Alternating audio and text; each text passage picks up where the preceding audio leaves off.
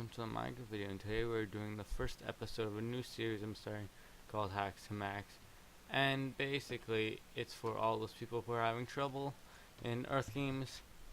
Lately I got 4 tips for you this first episode of the series, and we're just gonna get right into it. So I'm in survival mode. As you can see my hearts and my hunger.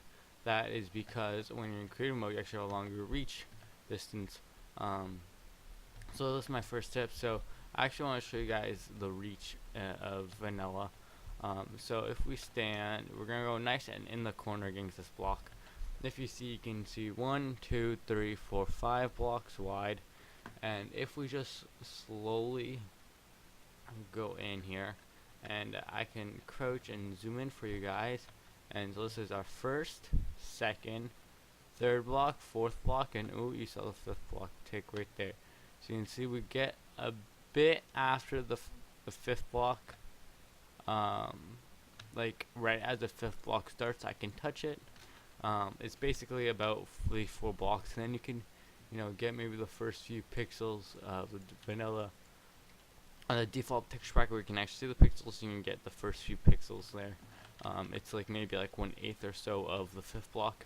That's the vanilla reach. Just want to show you guys that. I just want to show you guys the reason why there's a bit lower is because if somebody is standing up here, right, and I'm standing down here, if they're like here in between these 2 blocks and I'm down here and they're just standing there, I'll be able to hit them from here.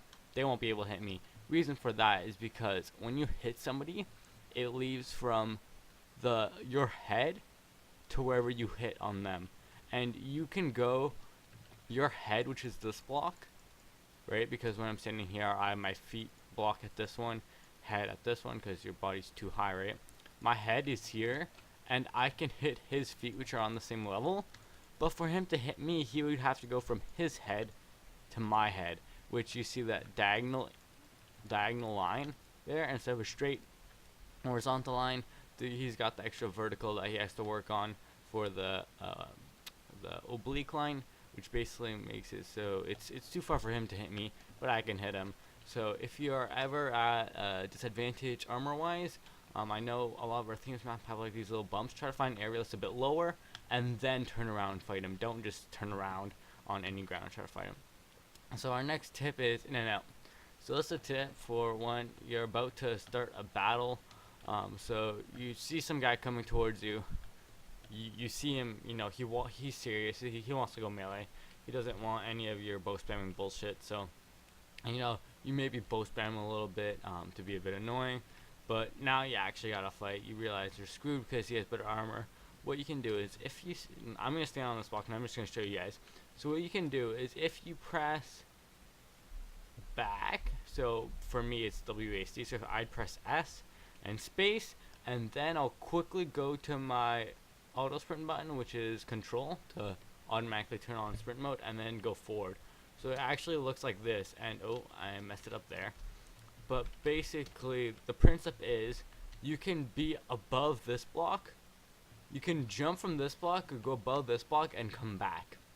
What that does is if you do it right at the beginning of a fight and you time it right, basically you'll get not only that first crit, but then if you hit them first, and you got the ping advantage, of course, you hit them, they'll probably hit you, but since you're sprinting towards them, you'll be able to get a second hit if they try running away. So basically it's sort of like a counter to if you see them like hitting you once or twice and then realizing they're screwed running away. You get that first crit, the initial crit, right, because you get the jump. And I used to do this a lot, and it was annoying to other people because I'd hit like an easy like 8 damage first hit, and they'd completely be blown away because when you take 4 hearts in one hit, it's insane. Me being a VIP and others obviously most likely being not VIP when I did the 8 damage. But you get the crit. I keep messing it up here. It takes a bit of practice and focus. Oh, I forgot the sprint there. But basically, once you get it down, you get the crit. You get the crit, and then you get that hop into the fight to hit them a second time if they try running away. I know a lot of people they'll they'll run and then they'll like hit you once and then back off and keep doing that because they know they have better ping than you, and they can just keep hitting you once and picking you off. If you try running away, they'll just chase you and they'll keep doing it, sort of thing. And when you do this, basically if they try running away, you get the extra hit it, and then when you get those 2 hits, one of them being a crit and the second one maybe being a crit, usually you'll end up with more damage, and they'll probably end up being lower if you guys both start at the same amount of hearts. So that's the first one. That's the second tip.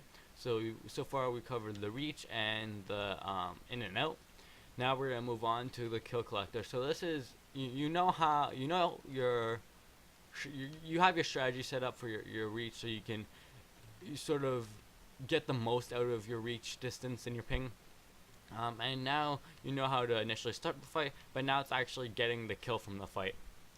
So getting the kill from the fight, sometimes you won't necessarily win the fight, but you can still get the kill. Now the way to do this is usually when you're a VIP, you want to get either a grenade or a cluster bomb if you feel like you're about to go in a giant mosh pit with like more than 2 or 3 people. Get a cluster bomb. If it's only 2 or 3 or like 1 maybe, just carry a grenade on you. If you're not a VIP, you're definitely gonna have to go for that TNT. I suggest only buying 1 because TNT is pretty pricey. And basically what you want to do is you want to find out yourself a hole that's already created. I just placed 1 TNT and blew it up and I got this hole. And what you want to do is you want to try to get somebody to chase you. You want to go in the hole. Now this is what isn't really smart if you know they're good at bow spamming and stuff. But if you can try to get push somebody in the hole or something, and then go in the hole and fight them, and right when you see your hearts hit 5, basically make it so that you're like 1.5 hits away from dying. You don't want to be lower than a 3.5, because if you're lower than 3.5, you can get 1 hit by a VIP who's high enough level who crits you. So you don't want that, because then they can just pick up your TNT or whatever you're going to use. And what you do is you hit, basically the way the kills work is if you hit them last and they died, you get the kill. But it's within X amount of seconds, if you hit somebody and then you wait like 5 minutes without them dying and then they die, but even though you're still the last one to hit them, nobody gets the kill because it took so long, right? So basically because of that, when you place your TNT or whatever, they'll probably be stuck in the hole. They won't be able to parkour out in time, and because you already hit them, they'll definitely be under 11 hearts. Most of the time, I can't guarantee it, most of the time, if you hit them with your sword, they should be under 10 hearts. That TNT will go off, and chances are you'll get that kill. Now, if there's a lot of people, get those ton of kills. I remember a few times I would see, maybe 5-10 people in a hole trying to kill 1 or 2 people on my team who are trying to run away, of course. What I'd do is I'd jump in and try to take them all on at once. And then be like, this guy's crazy trying to take us all at once. He's going to get completely, destroyed. And I'm just going to go ahead and change that to peaceful real quick. There we go. And basically, because they didn't know I had a cluster bomb on me, they're like, he's crazy, he's just going to get himself killed. But then right as I got at 2 hearts, I threw on the cluster bomb, and I got like 7 kills. It was nice. And this is the next tip. I'm actually going to do time set 0 for this one, because this one it's better if you can see what I'm hitting. So this last tip is the anti-invincible. So you got your strategy down. You know how to start the fight. You know how to collect the kills. But now we're going to go all the way back to even before this is in the planning stage. So this would be like in between 1 and 2 sort of thing, or next to 1. This is the anti-invincible. So as you know, when somebody spawns, they have a certain delay of spawn protection, which is basically invincibility sort of thing. Even grenades don't kill people. So when you're spawn camping or near the enemy spawn, anytime you see somebody coming near you who you not sure, he didn't check yet if they have spawn protection, you want to check. So usually I'll wait until they're about this distance away from me. I made a few targets here, sort of like a circle away from you. You don't want them to be within enough blocks to be able to melee you, right? And what you want to do is you want to look at their health, and if it's not full, if it's not 19 or higher, you don't have to do this. You can completely skip the step. But if it's 19 or higher, you want to check just in case. So what you're gonna go ahead and do is you're gonna do a quick shot. You're just gonna shoot them with a tiny bow shot like that. He didn't take damage there. Can I get a hit on him? Basically, you just want to do that sort of thing. And then you'll see it go down by at least one. There's a minimum of half a heart of damage whenever you do a shot like this. A minimum of half of one, which is like half a heart, which is 1 health. So if you see it go down by 1, you know they don't have spawn protection. But if you don't see it go down at all, it means they have spawn protection. Back off, and you can try this again in, you know, maybe like 3 or 4 seconds, and I'd say try it again. But I'll usually just do this. It's a quick shot. It takes 2 seconds, you know. It's not anything hard. You just do a quick shot. Usually you want to aim, you know, maybe like a slab above their head. Usually I'll do this like I'll sort of run away from them, and then sometimes if they get a bit too close, I'll just like hit them with my bow and then I'll shoot them. Because hitting with your bow, you get that knockback, and then you can instantly go into a shot. You can hit them and then instantly shoot, you know. Because I know a lot of people who will just hit their bow on purpose because, like, I don't know, it's satisfying or something. I do it a lot.